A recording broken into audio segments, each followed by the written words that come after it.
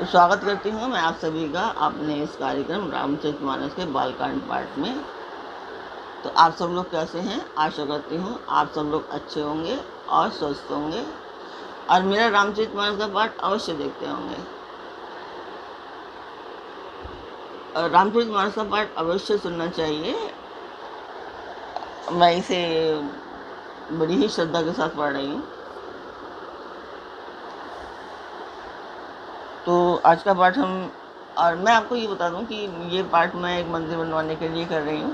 तो आप लोग इसमें मेरा साथ दीजिए और सब्सक्राइब, लाइक एंड शेयर कीजिए और सब्सक्राइब के साथ में जो बेल आइकन है उसे ज़रूर प्रेस कीजिए।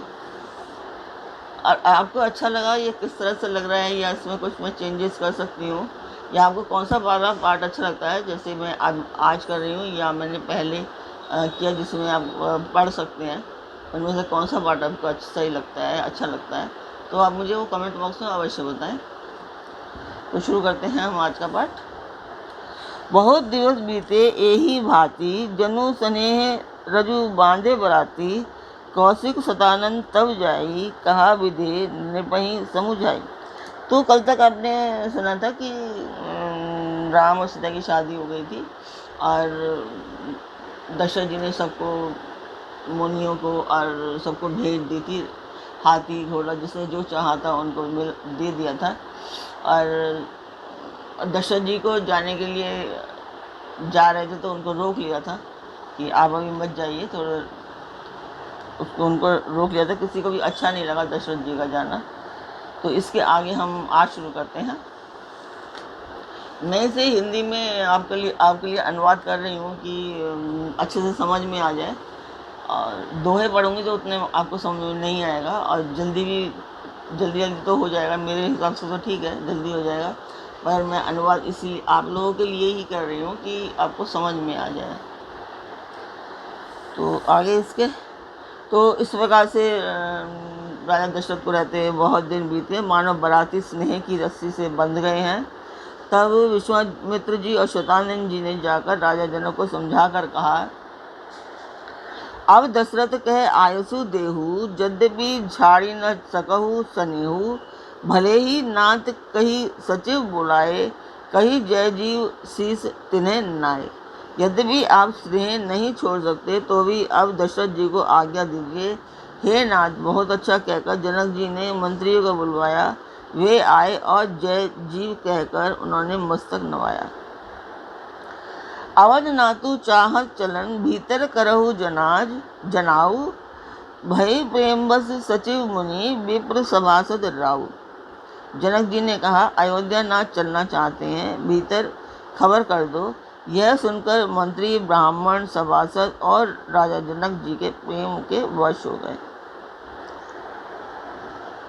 पुरवासी सुनी चली ही बराता, बूझत विकल परस्पर बाता, सत्य गबनु सुनी सब बिल खाने, मनहु सांझ सरसिज सकुचाने। जनकपुर वासियों ने सुना कि बारात जाएगी।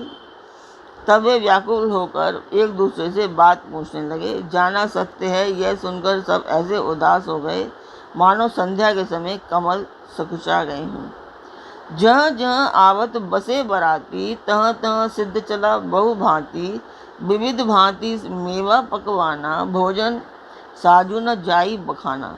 आते समय जहाँ जहाँ बराती ठहरे थे वहाँ वहाँ बहुत प्रकार का सीधा रसोई का सामान भेजा गया। अनेक प्रकार के मेवे, पकवान, भोजन की सामग्री जो बखान नहीं की जा सकती। भरी भरी बसह अपार कहारा, पठई जनक अनेक सुसारा, तुरग लाख रथ सहस पचीसा, सकल सवारे नक अरु सीसा। अगिनत बैलों और कहारों पर भर भर कर भेजी गई। साथ ही जनक जी ने अनेकों सुंदर शैयाएं, पलंग भेजे। 1,00,000 घोड़े और 25,000 रथ, सब नक्शे शिखा तक सजे हुए थे, मतलब ऊपर से नीचे तक पूरे सजा करके भेजे थे। मत सहस 10 सिंदूर साजे, जिन्हि देखी दिसी कुंजर लाजे, कनक वसन मणि भरी भरी जाना, महिषी धेनु वस्तु विधि नाना। 10,000 सजे हुए मतवाले हाथी, जिन्हें देखकर दिशाओं के हाथी भी लजा जाते हैं। गाड़ियों में भर भर कर सोना, वस्त्र और रत्न और भैंस, गायें तथा और भी नाना प्रकार की चीजें दी। दाइज अमित न सकई कही दीन विदेही बहोरी, जो अवलोकत लोकपति लोक संपदा थोरी।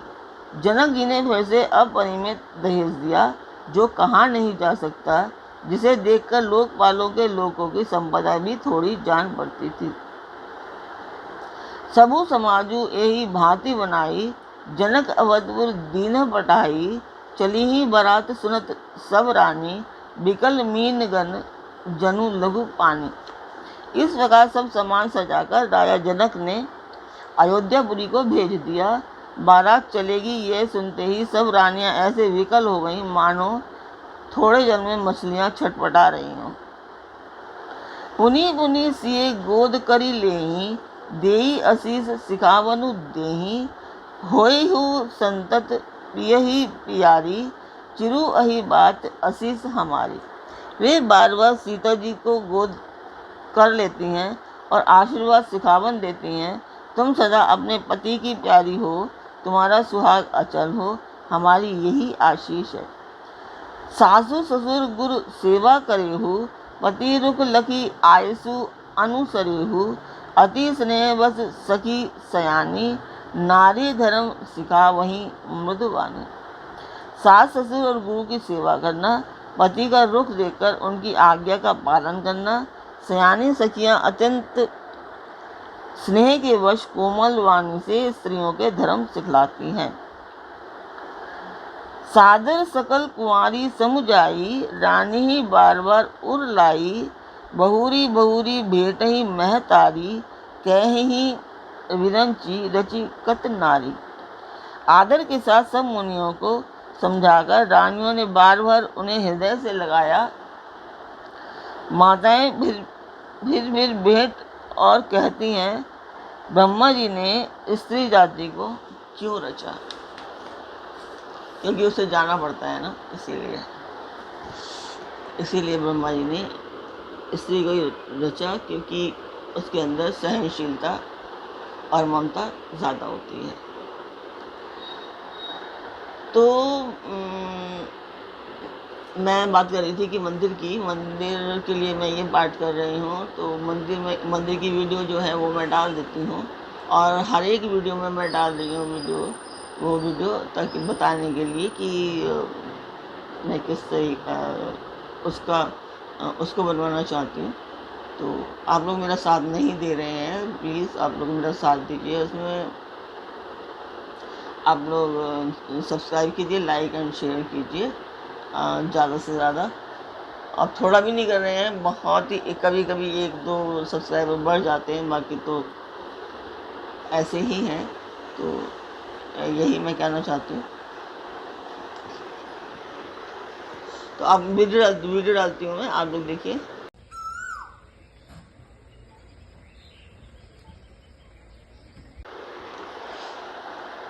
तो आप लोगों ने वो वीडियो देखा, आपको कैसा लगा? ये 60-70 साल पुराना मंदिर है, जो ऐसे ही है अभी। सिर्फ उसमें गांव के लोग ही जो बस झाड़ू लगाते, कोई वहाँ पे पंडित जी नहीं है। तो उसी के लिए, क्योंकि पंडित जी को भी चाहिए होता है कि भाई उतना उनको आए कि वो अपना गुजारा खर्चा चल सके। तो उतना आएगा नहीं तो वो बैठेंगे नहीं तब तक, तो उसी के लिए बनवाना चाहते हैं। तो यही था, और उसी के लिए आप मेरा साथ दीजिए। आप लोग सब्सक्राइब कीजिए, लाइक एंड शेयर ज़्यादा से ज़्यादा कीजिए। ने ते ही अवसर भाई ने सहित रामु भानु कुल केतु, चले जनक मंदिर मुदित विदा करावन हेतु। उसी समय सूर्यवंश के पताका स्वरूप श्री रामचंद्र जी भाइयों सहित प्रसन्न होकर विदा कराने के लिए जनक जी के महल को चले। चारों भाई सुहाए, नगर नारी नर देखन धाये। कोहू कह चलन चहत हहीं आजू, कीने विदे विदाकर साजू। स्वभाव से ही सुंदर चारों भाइयों को देखने के लिए नगर के स्त्री पुरुष दौड़े। कोई कहता है आज ये जाना चाहते हैं, विदेह ने विदाई का सब सामान तैयार कर लिया है। लेहू नयन भरी रूप निहारी, प्रिय बाहुने भूत सुतचारी, को जाने के ही सुकृत सयानी, नयन अतिथि कीन विधि आनी। राजा के चारों पुत्र इन प्यारे मेहमानों के रूप को नेत्र भर कर देख लो। हे सयानी, कौन जाने किस पुण्य से विधाता ने इन्हें यहाँ लाकर हमारे नेत्रों का अतिथि किया है। मरणशीलु जिमि पाव पीयूषा, सुरतरु लहे जन्म कर भूखा, पाव नार की हरि पदु जैसे, इन्हें कर दर्शनु हम कह तैसे।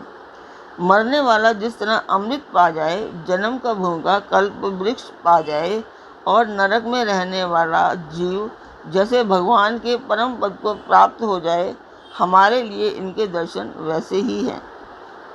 निरखी राम शोभा उर धरहु, निज मन भनी मूर्ति मनि करहु, यही विधि सबहि नयन भलु देता, गए कुंवर सब राज निकेता। श्री रामचंद्र जी की शोभा को निरख कर हृदय में धर लो, अपने मन को सांप और इनकी मूर्ति को मणि बना लो। इस प्रकार सबको नेत्रों का फल देते हुए सब राजकुमार राजमहल में गए। रूप सिंधु सब बंधु लकी हर्षी उठा रनिवासु, करही निछावरी आरती महामुदित मन सासु। रूप के समुद्र सब भाइयों को देखकर सारा रनिवास हर्षित हो उठा। सासुएं महान प्रसन्न मन से निछावर और आरती करती रहती हैं। देखिए राम छवि अति अनुरागु, प्रेम विवद पुनि पुनि पद लागी, रही न लाज प्रीति उर छाई, सहज सनेहु बरनी किमी जाई।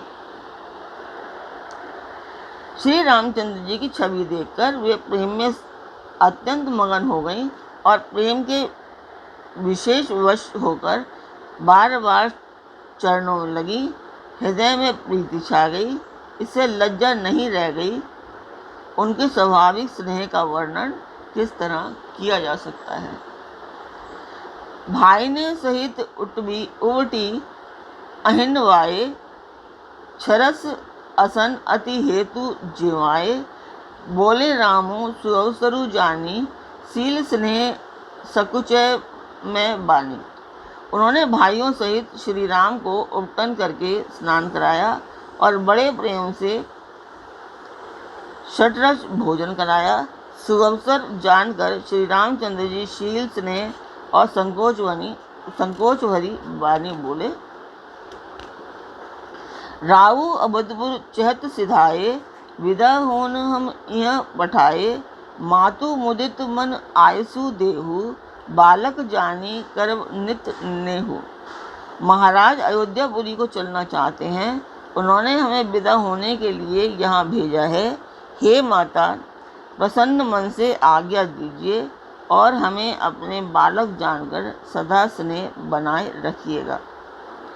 सुनत वचन बिल खेऊ रनिवासु, बोली न सकही प्रेम बस सासु, हृदय लगाई कुंवरी सब लीनी, पति ने सौंपी बिनती अति कीन्ही। इन वचनों को सुनते ही रनिवास उदास हो गया। सासुएं प्रेमवश बोल नहीं सकती।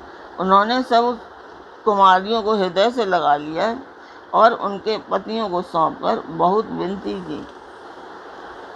करी विनय सिए राम ही समर्पी, जोरी कर पुनि पुनि कहे, बलि जाऊं तात सुजान, तुम्हें कहूँ विदित गति सबकी अहे। परिवार पुरजन मोही राजही, प्राण प्रिय सिए जानवी, तुलसीस सीलु सनेहु, लखी निज किंकरी करी मानवी। विनती करके उन्होंने सीता जी को श्री रामचंद्र जी को समर्पित किया और हाथ जोड़कर बार बार कहा, हे तात, हे सुजान, मैं बलि जाती हूँ, तुम्हारे सबकी गति मालूम है। परिवार को, पुरवासियों को, मुझको और राजा को सीता प्राणों के भी समान प्रिय है, ऐसा जानिएगा कि हे तुलसी के स्वामी, इसके शील और स्नेह को देखकर इसे अपनी दासी करके मानिएगा। तो आज का पाठ मैं यहीं पूर्ण करती हूँ। तो सीताराम का विवाह हो चुका है और अब वो जनक जी ने उनको कई दिन अपने पास रखा और अब विदा की तैयारी हो रही है। तो अभी इसके आगे सुनेंगे अब अगले पार्ट में। तब तक आप मेरा चैनल सब्सक्राइब कीजिए, लाइक एंड शेयर कीजिए और खुश रहिए, स्वस्थ रहिए। फिर मिलते हैं एक नए पाठ में, तब तक के लिए नमस्कार।